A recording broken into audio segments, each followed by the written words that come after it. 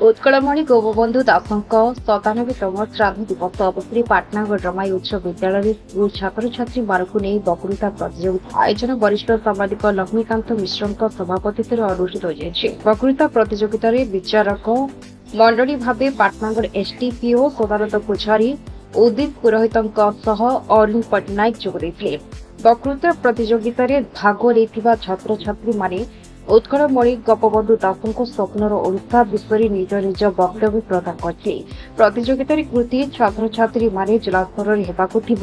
प्रतियोगिता सामिल हेबे बोली आयोजक प्रकाश करते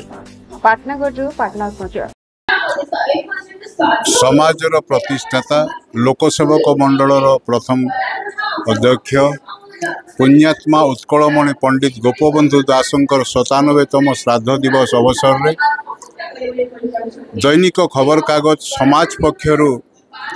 पिलांक मध्य वक्तृता प्रतियोगितार आयोजन करा जायछि। ब्लॉक स्तर में प्रतियोगिता हवा परे ब्लॉक रो श्रेष्ठ प्रतियोगी को जिला स्तर को पठाजिबो एवं जिलार श्रेष्ठ प्रतियोगी को राज्य स्तर को पठाजिबो। पिलांक मध्य वक्तृता देवार जो आग्रह जो उत्कंठा ताको आहुरी शाणित करने लगी समाज पक्षर एभली एक प्रयास करा जायछि एवं बहु संख्यार सब विद्यालय छात्र छात्री उपस्थित अच्छा मोटामोटी भाव में ये कार्यक्रम निश्चित भाव उत्साहप्रद।